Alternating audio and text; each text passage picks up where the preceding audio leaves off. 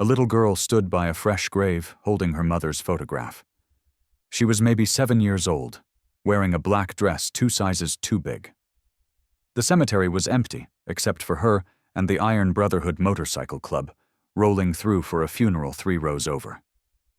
She walked straight up to the biggest biker she could find and asked a question that made his blood run cold. What he saw in that photo would change both their lives forever. Ghost pulls his Harley into Riverside Cemetery on Tuesday afternoon. The Iron Brotherhood lost one of their own last week.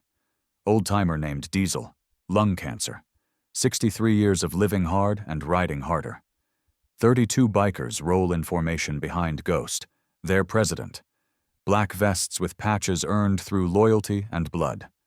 They park near the veterans section where Diesel's getting buried with full military honors. Ghost cuts his engine and climbs off his bike. 6'4", 250 pounds of muscle and scars. He's been president of the Iron Brotherhood for 12 years. Before that, he was a Marine. Before that, he was just Marcus Griffin, a kid from Detroit who thought bikes were freedom. The funeral director waves them toward Diesel's plot. The brothers gather, forming a line of leather and chrome. Ghost carries the folded flag. Diesel served 2 tours in Vietnam. He saved Ghost's life once during a bar fight in Tucson. Ghost owes him this respect. He owes him everything. That's when Ghost sees the little girl. She's standing maybe 50 feet away beside a grave so fresh the flowers haven't wilted yet. The headstone looks brand new. She's wearing a black dress that hangs off her small frame like a tent. Her hair is pulled back in a messy ponytail. She's clutching a photograph to her chest, staring at the bikers with wide, desperate eyes. Ghost's instincts kick in immediately. Something is wrong. A 7-year-old child shouldn't be alone in a cemetery. He looks around for parents, for family, for anyone. There's nobody. Just this little girl standing vigil over a grave. "Cruz," Ghost says quietly to his VP. "Handle Diesel's service. I'll be right back." Cruz nods without question. That's brotherhood. That's trust. Ghost walks toward the girl. His boots crunch on the gravel path. She watches him approach without fear. Most kids take one look at Ghost and hide behind their mothers. Not this one. This one stands her ground. "Hey there," Ghost says, stopping a respectful distance away. "You okay?" The girl doesn't answer right away. She looks down at the photograph in her hands. Then she looks back at Ghost.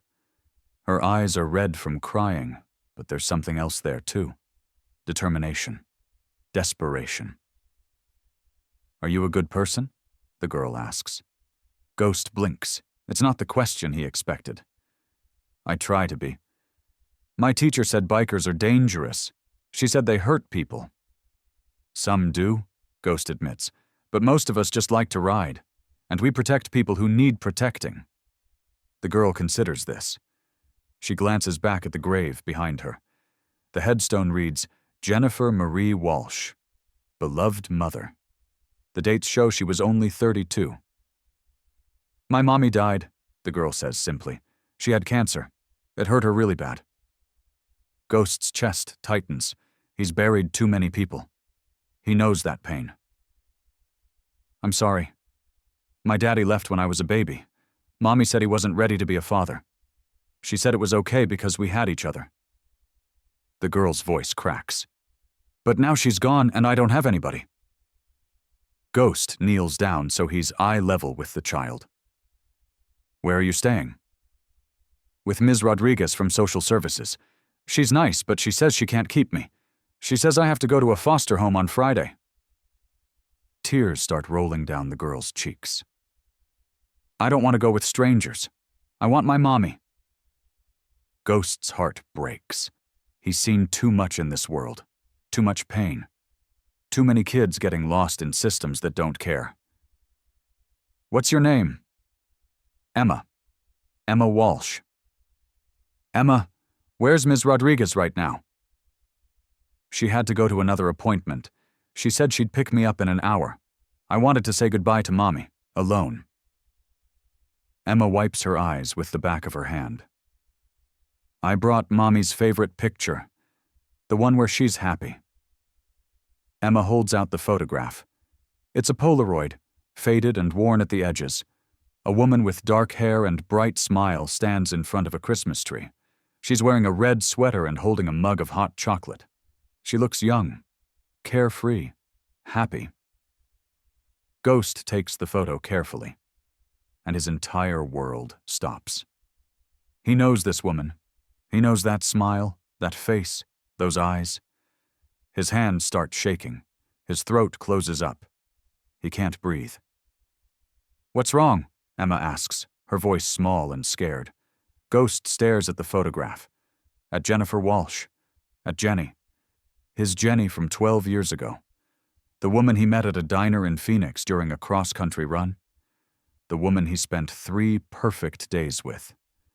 The woman who disappeared before he could wake up on the 4th morning. The woman who left only a note saying she was sorry, but she couldn't live his life. He'd looked for her. For months he looked. But Jennifer Walsh is a common name, and she'd never told him where she was from. Eventually he gave up. He told himself it was just a weekend, told himself to move on, but he never forgot her face. Mister? Emma's voice pulls him back. Do you know my mommy? Ghost looks at Emma. Really looks at her. She has Jennifer's eyes, her nose, her smile when she's not crying, and she has Ghost's dark hair, his jawline, his height for a 7-year-old. He does the math in his head. Jennifer left 12 years ago. Emma is 7. 7 years old. What's your birthday, Emma? October 19th. I'll be 8 in 2 months. Ghost's birthday is January 8th. Jennifer left him on January 6th. 9 months later, Emma was born. Emma? Ghost says carefully, his voice rough with emotion. Did your mommy ever talk about your daddy? Emma shakes her head. She just said he was a good man, but he had a different life. She said maybe one day I could meet him, but she wasn't sure if he'd want me. Want her? Jennifer thought he wouldn't want his own daughter. Ghost feels rage and grief and loss all crashing together. He could have been there. He could have helped raise this beautiful little girl. But Jennifer never told him. She disappeared and took his daughter with her. Emma, I think I knew your mommy a long time ago. Emma's eyes go wide. Really? Really? And I think... Ghost stops. How do you tell a 7-year-old that you might be her father? How do you explain that her mother kept this secret? Emma, I need to talk to Ms. Rodriguez. Will you let me do that? Emma nods. Are you going to help me? Ghost looks at this little girl, his daughter, standing alone at her mother's grave, asking strangers to save her. Something fierce and protective rises up in his chest, something he's never felt before. Yes, Ghost says. I'm going to help you, I promise. Emma throws her arms around Ghost's neck. She's crying again, but this time, it's different. This time there's hope. Ghost holds his daughter for the first time in her life. He holds her tight and makes a silent vow to Jennifer's grave. He will not fail Emma. He will not let her go into the system. He will not abandon his child the way his own father abandoned him. Ms. Rodriguez arrives 40 minutes later in a dented Honda Civic. She's a tired-looking woman in her 50s, with kind eyes and stress lines around her mouth. She sees Emma with Ghost and immediately tenses. Emma, honey, come here, please, Ms. Rodriguez calls. Emma doesn't move from Ghost's side. He knew my mommy. Ms. Rodriguez approaches carefully. She eyes Ghost's vest, his size, his appearance. Ghost knows what she sees. A scary biker who might be dangerous. Sir, I'm going to need you to step away from the child. Ghost stands slowly. He keeps his hands visible, non-threatening. My name is Marcus Griffin. I knew Jennifer Walsh 12 years ago. I believe Emma might be my daughter. Ms. Rodriguez's expression shifts from worried to skeptical. Jennifer never mentioned a father. If she'd wanted you involved, she would have said something. Maybe she didn't know how to find me. Maybe she thought I wouldn't want to be found. Ghost pulls out his wallet. I can take a DNA test. I can prove it. Even if that's true, you're not on the birth certificate. You have no legal rights. Emma is a ward of the state now. Then make me legal. Give me the paperwork. I'll do whatever it takes. Ghost's voice is firm, but not aggressive. I'm not letting my daughter go into foster care when she has family. If you believe bikers are the good people, hit that like and subscribe button. Ms. Rodriguez looks at Emma, then at Ghost. She sighs. Mr. Griffin, do you have any idea what you're asking? You'd need to pass a background check, home inspection, parenting classes, and even then it's not guaranteed. The system doesn't just hand children to bikers with no parenting experience. I'll do all of it, whatever you need. Where do you live? At the Iron Brotherhood Clubhouse right now, but I'll get a house, an apartment, whatever's required. Do you have steady income? I own an auto repair shop, Griffin's Garage on Fletcher Street. I've owned it for 8 years. It's profitable. Ms. Rodriguez softens slightly. You're serious about this? She's my daughter. Of course I'm serious. Emma tugs on Ms. Rodriguez's sleeve. Please let him be my daddy. Please. Ms. Rodriguez looks torn. She's seen too many kids get disappointed by adults who promise everything and deliver nothing. But she's also seen the alternative.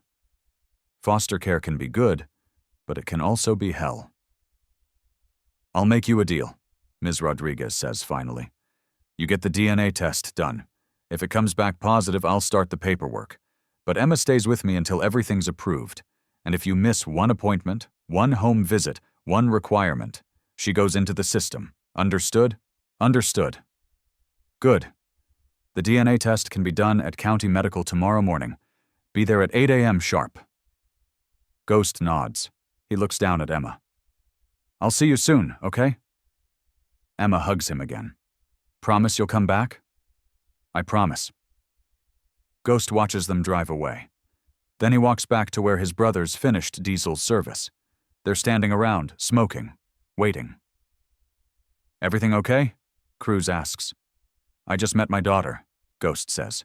The words hang in the air. The brothers stare at him. Your what? Tank, the sergeant-at-arms, says. My daughter. I didn't know she existed until 20 minutes ago. Her mother died. She's 7 years old and she's going into foster care if I don't step up. Cruz lets out a low whistle. Well, damn, brother, what do you need? An apartment, a lawyer, and someone to teach me how to braid hair. The brothers don't laugh. They don't question. They just nod. We'll figure it out, Cruz says. That's what brothers do. The DNA test takes 3 days to come back. 3 days of Ghost lying awake at night thinking about Jennifer, about Emma, about all the years he missed. 3 days of cleaning up his life, looking at apartments, talking to lawyers. When Ms. Rodriguez calls with the results, Ghost is in the middle of installing new brake pads on a customer's truck. Mr. Griffin, the results are positive. You're Emma's biological father. Ghost closes his eyes. He knew it. He felt it. But hearing it confirmed makes it real.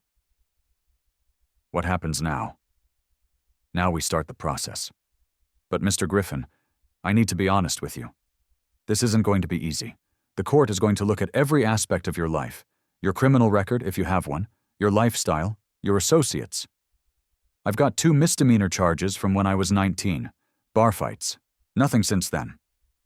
That's good, but they're also going to look at the Iron Brotherhood. Motorcycle clubs have a reputation. We're not a gang, we're a club. We do charity runs, we volunteer. We're good people. I believe you, but you'll need to prove it to the judge. Ghost spends the next 2 weeks proving it. He rents a 2-bedroom apartment in a good neighborhood. He enrolls in parenting classes. He submits to background checks and home inspections. The Iron Brotherhood brothers vouch for him. They bring records of every charity event they've ever done, every toy drive, every fundraiser, every veteran they've helped. Ghost goes through the process because Emma is worth it, because he made her a promise at her mother's grave, because he's not going to be the father who abandons his kid. Ms. Rodriguez brings Emma to visit the apartment on a Tuesday afternoon. Emma walks through the rooms with wide eyes. Ghost painted one bedroom pink. He bought stuffed animals and books. He tried to make it look like a place a little girl would want to live. "You did all this for me?" Emma asks. "Of course I did." Emma runs to him and hugs him tight. "I want to stay here, with you. Soon," Ghost promises. "Just a little longer." But that's when things take a turn. The next day, Ms. Rodriguez calls Ghost to her office. Her expression is grim. "We have a problem," she says. Ghost's stomach drops. "What kind of problem?" "A man came forward claiming to be Emma's father. He says Jennifer contacted him years ago. He has text messages, emails, photos. He's demanding custody." Ghost feels cold rage building. "Who is this man?" "His name is Richard Holbrook. He's a real estate developer, married, 2 kids of his own. He says Jennifer reached out to him when Emma was 3, asking for help. He says he was planning to acknowledge paternity, but Jennifer cut off contact." "That's bullshit." "Maybe. But he has lawyers, good ones, and he's filing for custody immediately." Ghost stands up. "Set up a meeting. I want to talk to this guy." The meeting happens 2 days later at a law office downtown. Richard Holbrook is everything Ghost expected. Mid-40s, expensive suit, perfect teeth. The kind of man who thinks money solves everything. "Mr. Griffin," Richard says with a condescending smile, "I understand you're attached to Emma. But let's be realistic. I can provide her with a stable home, private schools, a real family. You're a biker living in an apartment above a garage. What can you possibly offer her?" Ghost keeps his voice level. "Love? Protection. Someone who actually wants her instead of someone trying to look good." Richard laughs. "Oh, please. You didn't even know she existed until 2 weeks ago." "Neither did you, apparently." "I've known for years.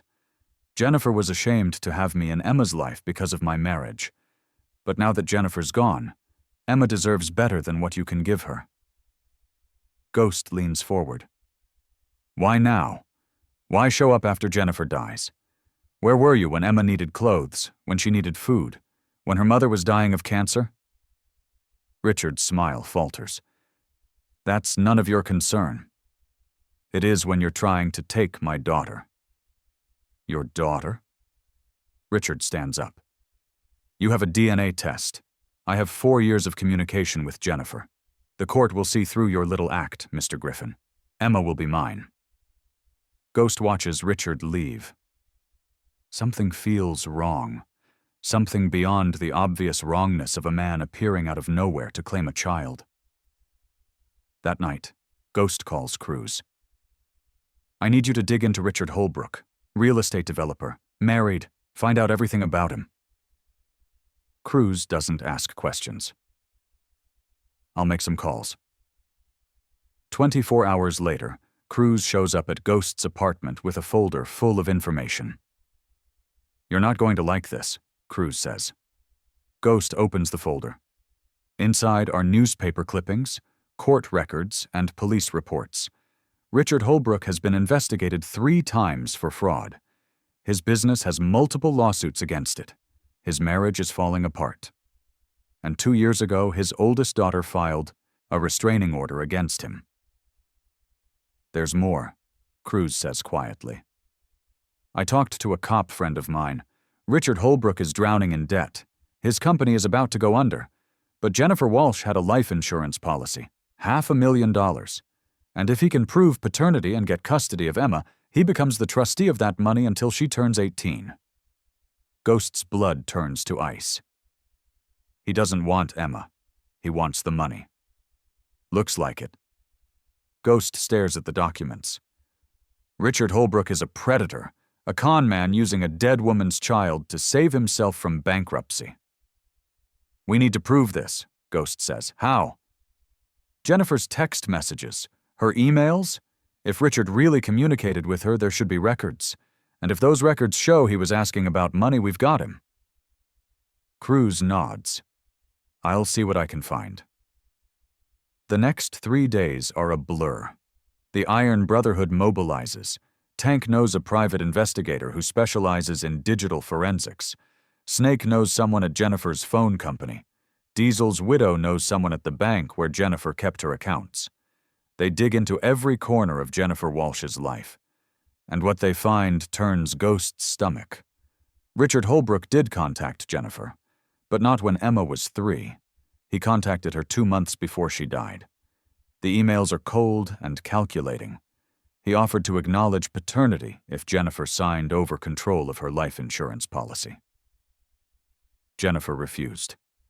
She told him she'd rather Emma have nothing than have it stolen by a con man. The last email Jennifer sent to Richard is dated 3 weeks before she died. Stay away from my daughter. She deserves better than you. She deserves someone who will love her, not use her. If you come near Emma after I'm gone, I'll make sure the truth comes out. Ghost reads that line over and over. Jennifer was trying to protect Emma even from her deathbed. She knew Richard would come for the money. She just didn't know Ghost would be there to stop him. The court hearing happens on a Thursday morning. Ghost arrives with his brothers, his lawyer, and the evidence. Richard Holbrook arrives with his lawyers and a fake smile. The judge is a stern-looking woman in her 60s named Judge Patterson. She reviews both cases carefully. Mr. Holbrook, you claim you've been in contact with Jennifer Walsh for years regarding Emma. Is that correct? Yes, Your Honor. I have documentation. Mr. Griffin, you claim Mr. Holbrook is only seeking custody for financial gain. Is that correct? Yes, Your Honor, and I have proof. Ghost's lawyer presents the emails, the banking records, the evidence of Richard's financial troubles, the restraining order from Richard's own daughter. Judge Patterson's expression hardens as she reads. She looks at Richard Holbrook with barely concealed disgust. Mr. Holbrook, these emails show you only contacted Jennifer Walsh after her cancer diagnosis. They show you pressuring her to sign over. Financial control of her life insurance policy. They show her repeatedly refusing and warning you to stay away from Emma. Richard's lawyers whisper frantically to him. He's sweating now. Your Honor, those emails are taken out of context. I don't believe they are. I believe you saw an opportunity to exploit a dying woman's child for your own financial benefit, and I will not allow it. Judge Patterson turns to Ghost. Mr. Griffin, you've completed all required parenting classes. Your home has passed inspection. Your background check is clean. Multiple character witnesses have vouched for you. And most importantly, the DNA test confirms you are Emma's biological father. Ghost holds his breath. I'm granting you temporary custody of Emma Walsh, effective immediately. We'll schedule a follow-up hearing in 6 months to review the arrangement. But Mr. Griffin, understand this. If you fail that child in any way, I will not hesitate to remove her from your care. Do I make myself clear? Yes, Your Honor. Crystal clear. Judge Patterson looks at Richard. And Mr. Holbrook, if you come near Emma again, I will hold you in contempt. Get out of my courtroom. Richard's face turns red, but he doesn't argue. He storms out with his lawyers. Ghost sits back in his chair. He did it. Emma is his. Ms. Rodriguez brings Emma to Ghost's apartment that afternoon. Emma is carrying a small backpack with all her belongings. Everything she owns fits in one bag. It breaks Ghost's heart. The Iron Brotherhood is waiting at the apartment. 12 bikers standing in the hallway, trying to look casual. Tank has balloons. Cruz has a teddy bear bigger than Emma. Snake's wife Maria has homemade cookies. They all want to welcome Emma home. Emma stops in the doorway when she sees them all. Her eyes go wide. For a second, Ghost worries it's too much, too overwhelming. Then Emma smiles. The biggest smile Ghost has ever seen. "Are these all my uncles?" Emma asks. "Every single one," Ghost says. "And they're all going to spoil you rotten." Tank steps forward first. He's 6'6", 300 pounds of pure muscle. He looks terrifying until he kneels down and offers Emma the balloons. "Welcome home, little darlin'. Your daddy told us all about you. We're real glad you're here." Emma takes the balloons. "Thank you, Uncle Tank." One by one, the brothers introduce themselves. Each one makes a promise. Cruz promises to teach her how to read maps. Snake promises to bring her to family dinners every Sunday. Hammer promises to protect her from bullies. Jokey promises to make her laugh when she's sad. They're building a safety net around this little girl, making sure she never feels alone again. After everyone leaves, it's just Ghost and Emma in the apartment. Emma walks through the rooms slowly, touching everything. The pink walls, the stuffed animals, the bookshelf Ghost built himself. "You ready?" Ghost asks. Emma nods. She's trying to be brave, but Ghost can see the fear in her eyes. She's been moved around so much. She's scared this won't last either. "Emma, I need you to know something," Ghost says, kneeling down. "I'm not going anywhere. I'm your dad. And dads don't leave. Not ever. Okay?" Emma's lip trembles. "What if you change your mind? What if I'm too much trouble?" Ghost's heart shatters. How many times has this little girl been told she's too much? How many times has she been made to feel like a burden? "Emma, look at me." Ghost waits until she meets his eyes. "You are not trouble. You are not a burden. You are my daughter, and having you here is the best thing that's ever happened to me. Do you understand? But what if I mess up? What if I'm bad? Then we'll figure it out together. That's what families do. We make mistakes and we fix them and we love each other anyway." Ghost pulls Emma close. "You can't get rid of me, kiddo. I'm stuck to you like glue." Emma giggles through her tears. "Like glue?" "Like super glue. Industrial strength. The kind they use to hold bridges together." Emma laughs harder. Then she's crying. Then she's hugging Ghost so tight he can barely breathe. "I love you, Daddy." Ghost feels tears burning in his eyes. It's the first time Emma has called him that. "I love you too, sweetheart." They stay like that for a long time. Father and daughter, holding each other, building trust, starting over. That first night is hard. Emma has nightmares. She wakes up crying for her mother at 2 a.m. Ghost sits with her, holding her hand, letting her cry. He doesn't tell her everything will be okay. He doesn't make promises he can't keep. He just stays. "I miss her so much," Emma sobs. "I know, baby. I know." Does it ever stop hurting? Ghost thinks about all the people he's lost. His mother, his brothers who died on bikes or in war, Diesel just last month. It doesn't stop hurting, but it hurts less. And one day, you'll remember all the good times with your mommy, and it'll make you smile instead of cry. Promise? Promise. Emma falls asleep holding Ghost's hand. He stays in the chair beside her bed all night, watching her sleep, making sure she knows she's safe. The next morning, Emma wakes up, and Ghost is still there. That matters more than any words could. The first week is an adjustment. Emma is used to being quiet, to not taking up space, to being invisible. Ghost has to teach her it's okay to be loud. It's okay to ask for things. It's okay to exist. He teaches her that family dinners are mandatory, that she gets to pick the movie on Friday nights, that her opinion matters, that she's allowed to say no. Slowly, Emma starts to unfold. She starts to laugh more. She starts to talk about her mother without crying every time. She starts to believe Ghost when he says he's not leaving. 6 months pass. 6 months of learning to be a father. 6 months of bedtime stories and scraped knees and homework help. 6 months of Emma slowly healing from her mother's death. The Iron Brotherhood embraces Emma completely. Tank teaches her how to change a tire. Cruz brings her books. Snake's wife, Maria, teaches her how to braid her own hair since Ghost is hopeless at it. The whole club becomes Emma's family. Emma starts calling the clubhouse her second home. She has aunts and uncles everywhere she looks, people who would die to protect her, people who love her just because she's Ghost's kid. The follow-up hearing goes smoothly. Judge Patterson sees the school reports showing Emma thriving. She sees the bonds Emma has formed. She sees a child who is loved and safe and happy. Mr. Griffin, I'm granting you permanent custody. Emma is legally yours.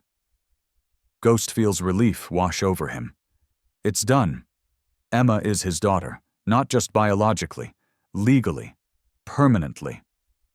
That weekend, Ghost takes Emma to Jennifer's grave. It's been 7 months since they met there. 7 months since Ghost's life changed forever. Emma places flowers on the headstone. Hi, Mommy. I brought Daddy with me. Ghost kneels beside Emma. I'm sorry I wasn't there, Jenny. I'm sorry you went through everything alone. But I've got Emma now, and I swear on my life, I'll take care of her. I'll give her everything you would have wanted for her. She'll never be alone again. Emma leans against Ghost. Mommy would like you, Daddy. Ghost wraps his arm around his daughter. I hope so, baby. I really hope so. They sit there together as the sun sets. A biker and his daughter. A family forged from grief and chance and love. 2 years later, Emma is 9 years old. She's confident, happy, thriving. She plays soccer and gets straight A's. She still visits her mother's grave every month, but now it's with peace instead of pain. The Iron Brotherhood is planning their annual toy drive. Emma helps organize it. She's become the club's unofficial mascot. The brothers would burn the world down to keep her safe. Ghost stands in his garage, watching Emma help Tank sort donated toys. She's wearing a miniature version of the Iron Brotherhood vest. The back says Property of Ghost, and she wears it with pride. Cruz walks up beside Ghost. You did good, brother. Ghost nods. She saved me as much as I saved her. That's what kids do. They give you purpose. Ghost thinks about that day in the cemetery. The little girl standing alone, asking a stranger to be her father. The photograph that changed everything. The mother who loved Emma enough to let Ghost find her, even from beyond the grave. I think Jennifer knew, Ghost says quietly. Knew what? That Emma would find me. That I'd be at that cemetery that day. That I'd recognize her photo. I think Jennifer planned it. Even dying, she was still protecting Emma. Still making sure her daughter had someone. Cruz considers this. You think she was watching? I think she was guiding, and she picked the right man. Ghost looks at Emma. His daughter, his second chance, his family. Yeah, Ghost says. She picked right. Emma looks up and waves at Ghost. Daddy, come help! Tank can't reach the top shelf. Tank laughs. Hey, I resent that. Ghost walks over to help. He lifts Emma onto his shoulders so she can reach the high shelf. She giggles and grabs the toy. I got it. Good job, sweetheart. Emma looks down at Ghost from her perch on his shoulders. Daddy, can I tell you something? Anything? I'm really glad you came to the cemetery that day. Ghost's throat tightens. Me too, baby, me too. And I'm glad you're my daddy. I'm glad you're my daughter. Emma hugs his head tight. Mommy would be happy. I know she would. Ghost believes her. Somewhere Jennifer Walsh is watching. And she's smiling. Because her daughter is safe. Her daughter is loved. Her daughter has a father who would move heaven and earth to protect her. That's all any mother could ask for. That's everything. The Iron Brotherhood's annual toy drive happens the following Saturday. They deliver presents to 300 kids across the city. Foster kids, homeless kids, sick kids in hospitals. Emma helps hand out every single toy. She tells each child the same thing Ghost told her 2 years ago. You're not alone. You're loved. And things are going to get better. Some of those kids believe her, some don't. But Emma plants seeds of hope anyway, because she knows what it's like to stand at a grave with no one. She knows what it's like to ask a stranger for help. She knows what it's like to be saved. And she knows she wants to save other kids too. That night, Ghost tucks Emma into bed. She's exhausted from the toy drive, but happy. She hugs the teddy bear. Ghost won her at the fair last summer. Daddy, can I ask you something? Sure. Do you think there are other kids like me? Kids who need help? Ghost sits on the edge of her bed. Yeah, sweetheart. There are a lot of kids who need help. Can we help them? Like Uncle Tank and Uncle Cruz and everyone helped me? Ghost feels pride swell in his chest. Absolutely. What did you have in mind? Maybe we could start a program for kids who lost their parents, to make sure they don't have to be alone, to make sure they have family. Ghost looks at his 9-year-old daughter. This incredible little girl who has been through hell and come out wanting to help others. That's a beautiful idea, Emma. Let's do it. Emma sits up in bed, excited now. We could match kids with families, like how you matched with me, and the Iron Brotherhood could help find good people, people who really want to be parents. Like a mentorship program, Ghost says. Yeah, and we could have events where kids meet potential families, like the toy drive but for matching people. Emma's words come faster now. And Uncle Tank could teach them about motorcycles, and Uncle Cruz could teach them about books, and Maria could teach them how to cook and… Ghost laughs. Slow down, sweetheart. We'll figure it all out. But yes, those are all great ideas. Emma smiles. I want to call it Jennifer's Angels, after Mommy. Ghost's eyes burn. Your mom would love that. I know, because she was an angel, and now we can be angels for other kids. Emma's expression turns serious. Daddy, do you think Mommy knew that I'd find you? Ghost thinks about that day at the cemetery, about the timing, about the photograph Emma carried. Yeah, baby, I think she knew. She was watching over me. She still is, every single day. Emma lies back down, satisfied. Then we have to do this. We have to help other kids like Mommy helped me find you. Ghost kisses Emma's forehead. Get some sleep, sweetheart. We'll start planning tomorrow. Okay? Love you, Daddy. Love you too. Ghost turns off the light and closes the door. He walks to the living room where Cruz is waiting. You heard? Ghost asks. Cruz nods. Jennifer's Angels. The kid's got a good heart. She gets it from her mother. And her father. Cruz leans back in his chair. You know the brothers are going to be all over this. Tank's already talking about doing background checks on potential families. Snake wants to set up a fundraiser. Good. We'll need all the help we can get. This is going to change a lot of lives, brother. Ghost looks toward Emma's room. It already has.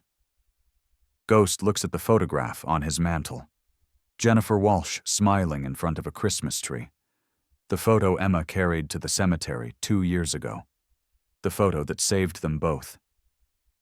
Thank you, Jenny, Ghost whispers, for trusting me with her, for knowing I'd step up, for giving me the greatest gift I could ever receive.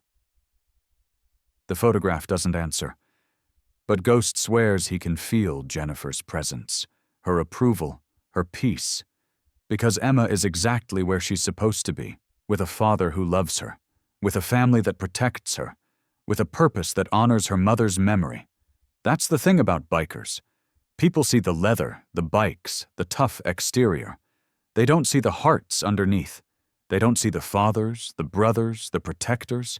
They don't see the men who stop at cemeteries to bury their friends and end up saving little girls instead. Ghost is one of those men. A biker with tattoos and scars and a past full of mistakes. But he's also a father, Emma's father, and that's the only title that matters. He walked into that cemetery to honor a fallen brother. He walked out with a daughter. That's the way life works sometimes. You go to say goodbye to one person and end up saying hello to someone else. You think you're at the end of something and it turns out you're at the beginning. Ghost started a motorcycle club to have brotherhood. But Emma gave him something more. She gave him family, she gave him purpose, she gave him a reason to be better than he was, and in return, he gave her everything. Safety, love, a home, a future. That's what fathers do. That's what bikers do. They protect what's theirs. They fight for what matters. They show up when others walk away. Jennifer Walsh knew that. She must have. That's why she never wrote Ghost's name on the birth certificate. That's why she never tried to find him while she was alive. She was waiting. Waiting for the right moment. Waiting for Emma to need him. Waiting for Ghost to be ready. And when that moment came, Jennifer made sure Emma had the photograph. Made sure Emma went to that cemetery. Made sure Emma was standing by that grave when the Iron Brotherhood rolled in. Jennifer orchestrated the whole thing from beyond the grave. She saved her daughter one last time by making sure Ghost would find her. That's a mother's love. That's sacrifice. That's knowing when to hold on and when to let go. Ghost understands that now. He understands all of it. He walks to Emma's room and opens the door quietly. She's asleep, clutching her teddy bear. Her nightlight casts soft shadows on the walls. She looks peaceful, safe, loved. Ghost watches his daughter sleep. This miracle, this gift, this second chance. "I won't let you down," he whispers. "I promise." And Ghost keeps that promise every single day for the rest of his life, because that's what dads do. Like and subscribe for more stories.